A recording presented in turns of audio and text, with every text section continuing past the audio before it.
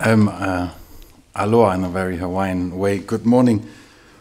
I hope you guys recovered from last night. It's always a tough job the day after the conference dinner. I really enjoyed it. And first of all, my warm thanks to Wayne for inviting me. I've been trying to hook up with him for a while.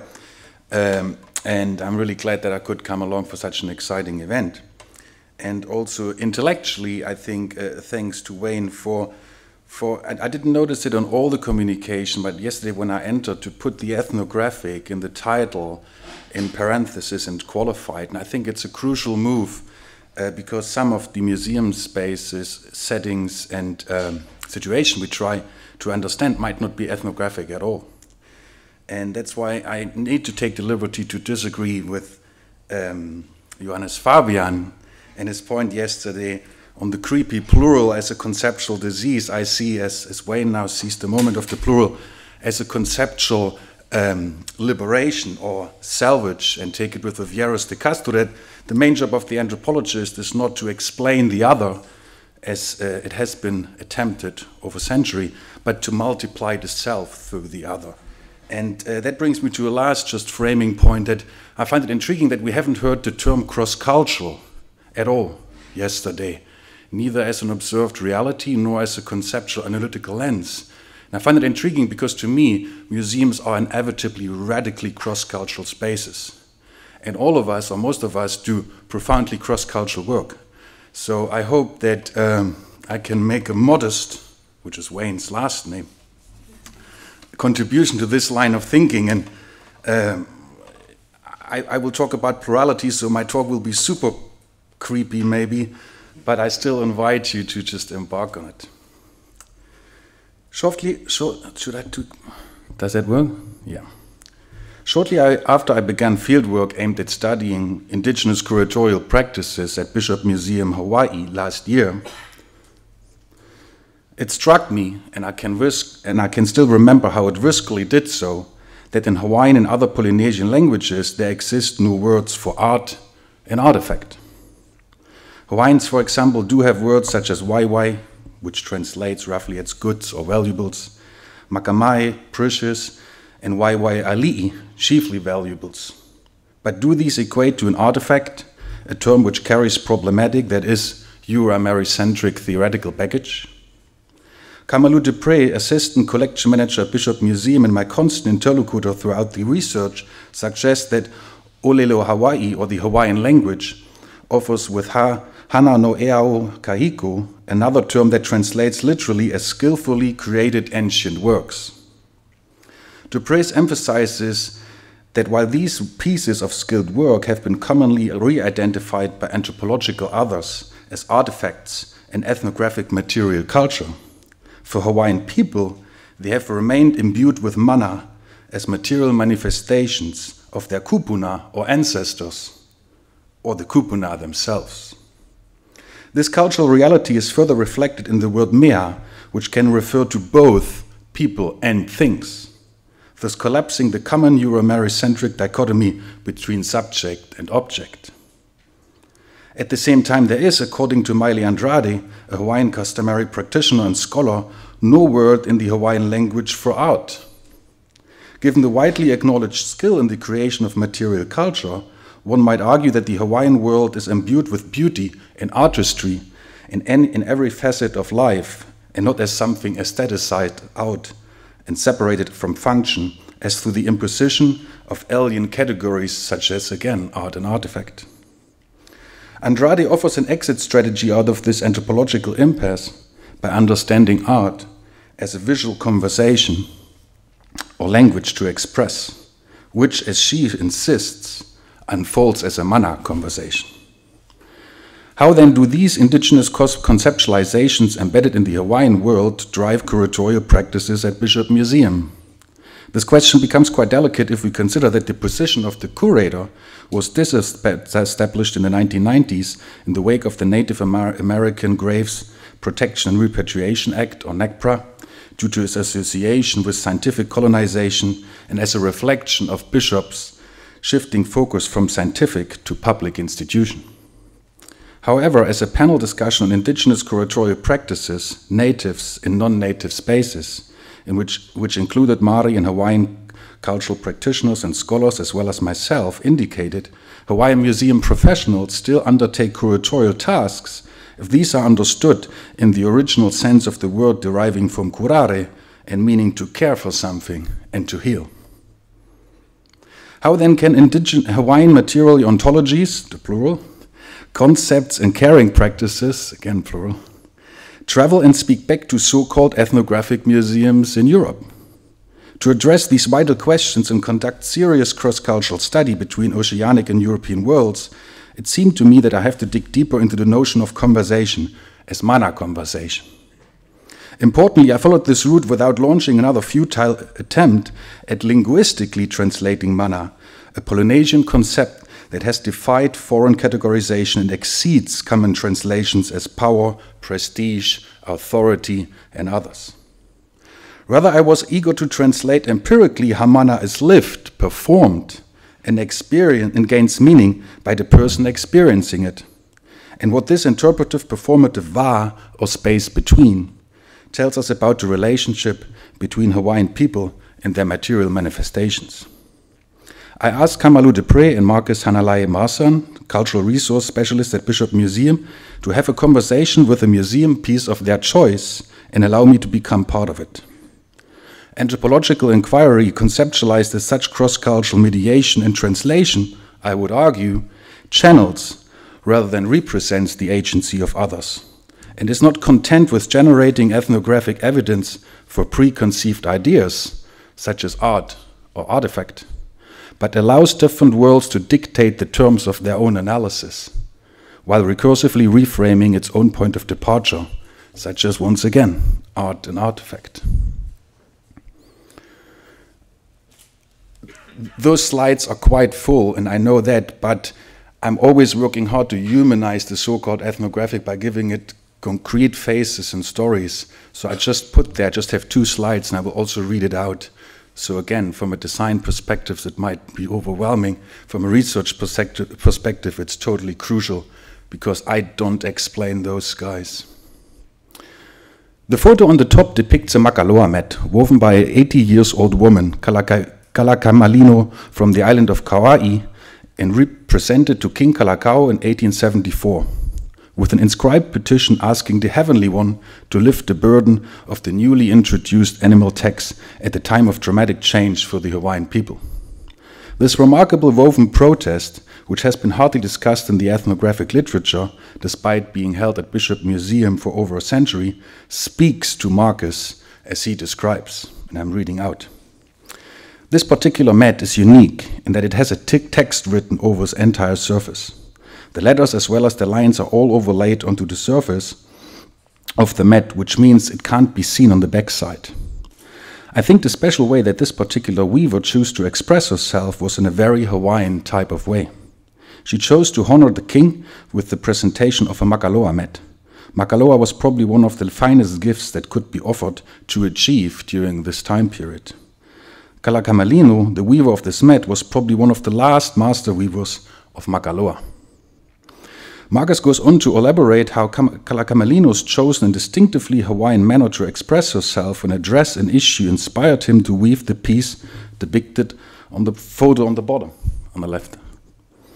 He incorporated the petition's final words, Naunakala, which he interprets as, let forgiveness resound.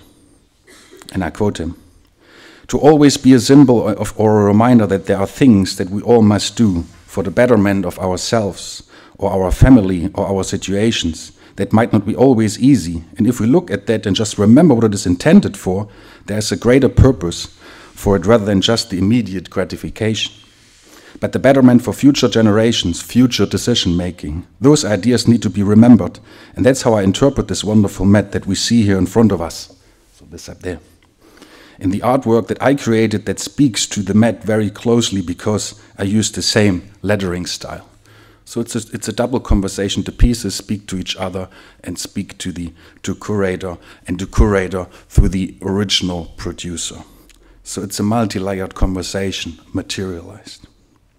It becomes apparent that both material expressions are neither artifacts nor do they represent external realities. Rather, both function as vessels through which Marcus and Kalakamalino converse through the language of weaving and the enactment of cultural skills, thereby mobilizing underlying Hawaiian purposes and values for moral and political ends. It becomes equally apparent that the term art has certainly entered Hawaiian vocabulary, but is either reframed, for example, as creative expression, in a conscious effort to resist conceptual colonization, or understood differently.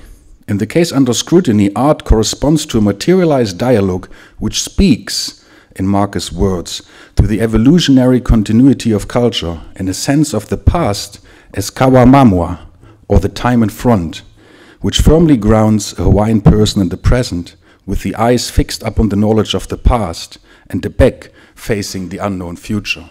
So there is no literal translation in Hawaiian for past.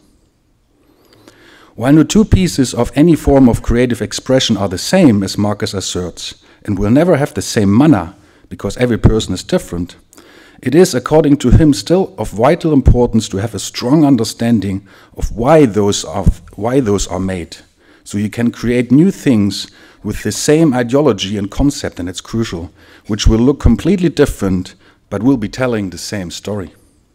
Throughout this dialogical process, the conversation between cultural practitioners, both past and present, through material languages and the translational power of skills, informs curatorial conversations of care, as Marcus further explains, and I quote him. I take that perspective away from these treasures we care for in the museum, and I transform that into my own art of today. I try and understand the practices of our ancestors and the reasons why they did certain things.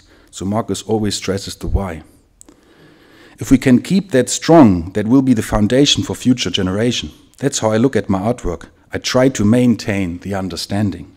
The understanding can take completely different forms today, and that's why my artwork kind of speaks to that in different regards.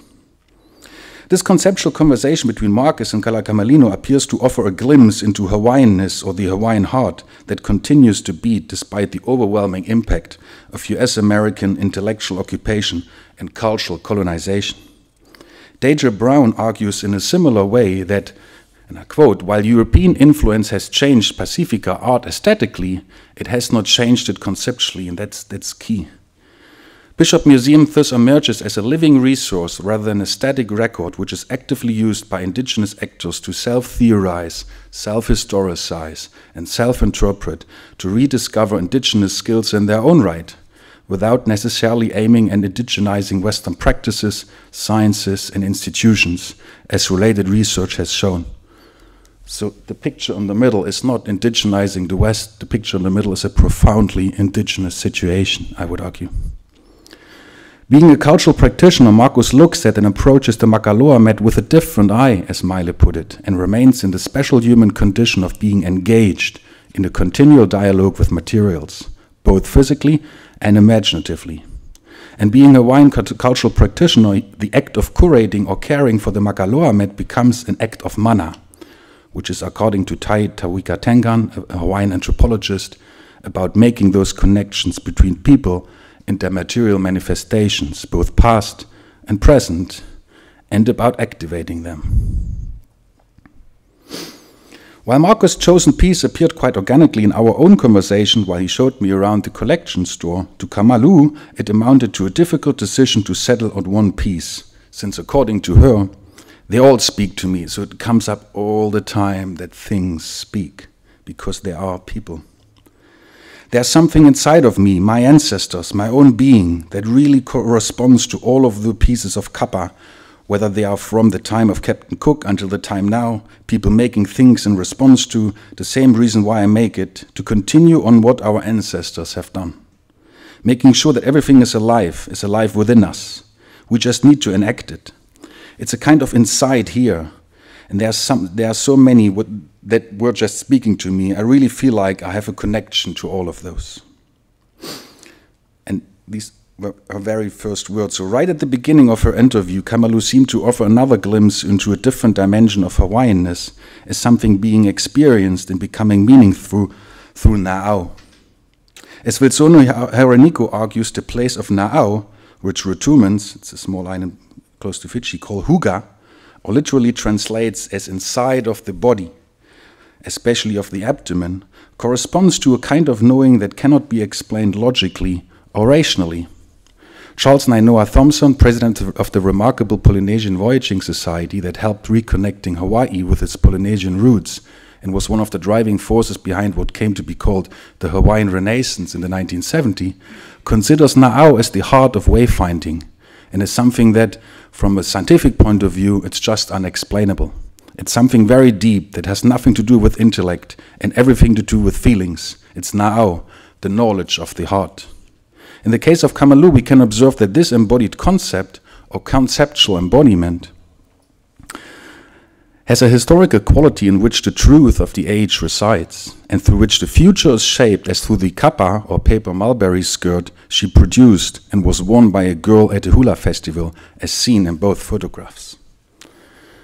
So the photographs I really like because they bring in the virtual and the technological as a new layer of conversations, which at the same time are totally Hawaiian. Kamalu describes, and I read out, the feeling when I saw this skirt and this person was wearing it and it was dancing in it. It totally blew my mind. The feeling I got was all is right in the world. This is how it's supposed to be. I'm getting all emotional again, and Kamalu is very emotional. My eyes are glistening. It's like living, like, oh my God, it's 2014. And this young woman of 2014 is wearing a piece of kapa that I made, doing a traditional dance, speaking to the stories of our ancestors. Cool. Technology. Kamalu is way more into technology than I am. That's for sure. Speaking the stories of where she came from, through her dance, through the way she's dressed, and I was part of that and I helped. When she was dancing, she was there. It wasn't just, oh, I have a skirt on, I'm doing a performance. She was being it, she was manifesting it. I could feel that when I saw her, and I'm like, I'm part of that. So-called ethnographic exhibitions have often portrayed native and tribal peoples as distant in time and place, as over there and back then. Hawaiians' own conception of the past, as reflected in Kamalu's materialized conversation with both ancestors and contemporaries, however, figured it as a dynamic ontological source which is continually recycled to ground the speaker on the present, geared towards the future. A temporal ontological reality of a past being present, being future. Dipesh Chakrabarty, in his efforts to provincialize Eurocentric history through subaltern past, lends support to such an assertion by arguing that, and I quote him, pasts are in taste and practices of embodiment, and the cultural training the senses have received over generations. This is how the archaic comes into the modern, not as a remnant of another time, but as something constitutive of the present. Whatever the nature of these pasts that already are, they are always oriented to futures that also already are. While Chakrabarty importantly alludes to the partly unconscious temporalities of cultural practices, which one sometimes does not even know one engages in, Kamalu highlights the conscious dimension of a past being present, being future, since according to her, you're constantly negotiating past identities with present identities. The key question to be addressed by Kamalu while looking after the material manifestation of this dialogue at Bishop Museum then becomes, how can I show this thing respect that it's not just a thing? The times we live in, she further asserts, releases us from certain practices, but it doesn't release me from acknowledging that history. For her, this longue durée of cultural significance is immutable and plays into her care of those material manifestations of people. To conclude, perfect timing. The collaborative research at Bishop Museum has begun to reveal that contemporary indigenous curatorial practices are aimed at and informed by the redevelopment of indigenous skills and the reformation of oceanic networks. These indigenous skills are culturally embedded, politically enacted, and historically orientated, and become meaningful through the personal investment of meaning. Cultural differences thus appear as variations in skill, which continuously evolve through changing materials and appearances, but remain remarkably intact conceptually. Thinking through variations in skill then facilitates an ethnographically grounded conflation of abstract dichotomies such as art versus craft, tradition versus modernity, and individual versus culture, which paralyze Western thought.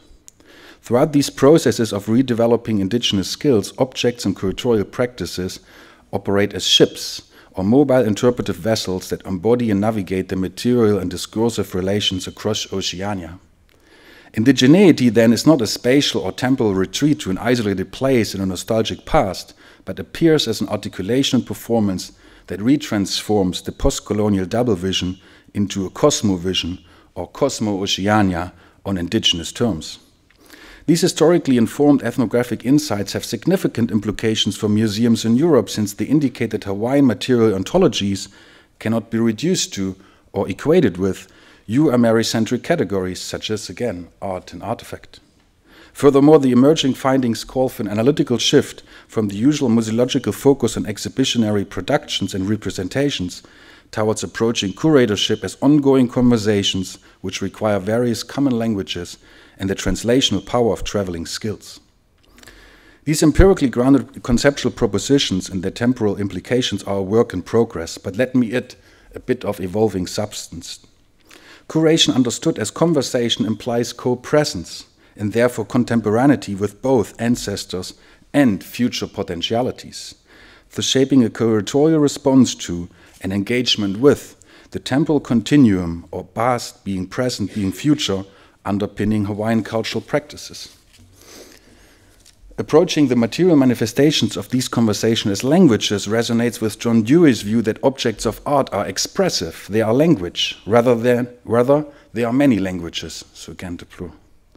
Such a perspective expands the depth and breadth of language by including thing languages, which enable communication with and between things that are both material and conceptual, and by seeing language evocatively rather than through a structural or representational lens, thus opening the limiting equation of culture or action with text to the performative effect and embodied effect of human expressions in their material dimensions.